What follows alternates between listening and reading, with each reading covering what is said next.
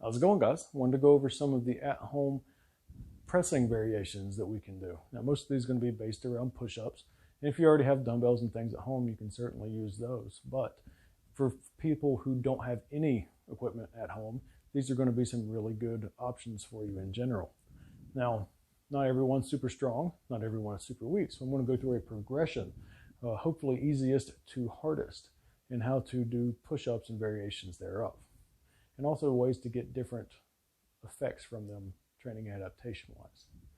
Now, most everyone knows the basic push-up technique. Hands are shoulder width apart, directly under the shoulders, and you get on your tiptoes and then do push-ups.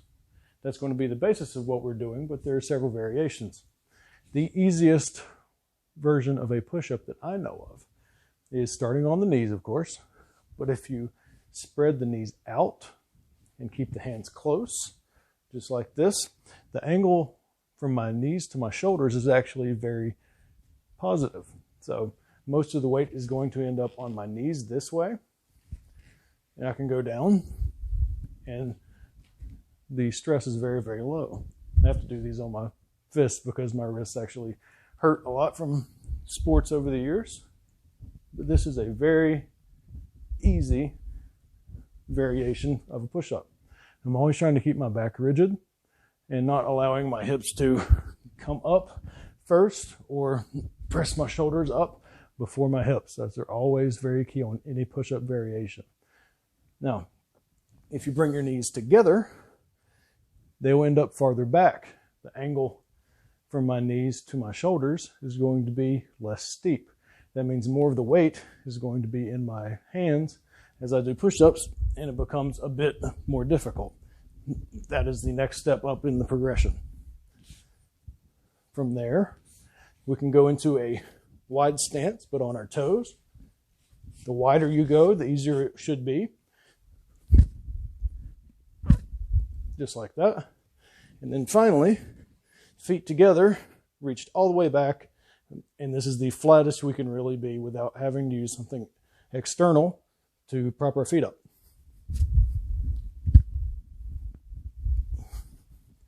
So that's significantly more difficult than the first version, and that's a really nice progression to go through if you're looking to increase intensity.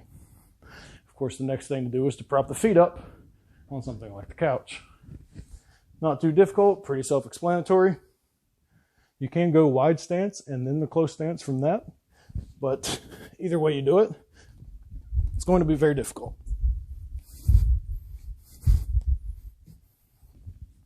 Just like that. Now, grip width. We can change a whole lot with grip width. We can change a lot with the direction that our elbows are going as well. If your elbows go out, you're going to be using a lot more of your pecs in general. You're still going to be using your triceps, but you're going to get a lot more help from your chest. If you allow basically changing the direction of the way your hands are positioned, if your knuckles forward, kind of like you're holding a bar, elbows will go out. If you're in a neutral position, you keep your elbows tucked into your sides. That's going to use a lot more tricep. Now, if you go wider, that's going to use a lot more pec involvement than tricep because bottom of the range of motion, the elbow flexion is not as high. It's a lot more stressful on the pecs. Same goes for closer grip. That will be a lot more tricep oriented because elbow flexion is basically going to max out and your forearms may hit your biceps at that point. So, more variations. If you are interested in power development and being more explosive, of course you can do clapping push-ups. Just like that. Slick floor. But another variation of this is to add an increased eccentric load to this. A lot of our throwers would train this way, where we stay here, we end up falling down. I'm going to use my fist again. You fall down to add more force, and then push yourself back up. Ideally, you want to stay rigid with the upper body. just like that, and you push forward with as much force as possible. If you can do that variation standing up, you should probably be in the Olympics, because I can't do it. Some ways to increase the load on these push-ups and pressing variations are pretty simple. If you do happen to have an exercise band at home, those are super easy to set up. You can do the same thing with bungee cords though as well. You link them together and put a little tension and take them behind the back.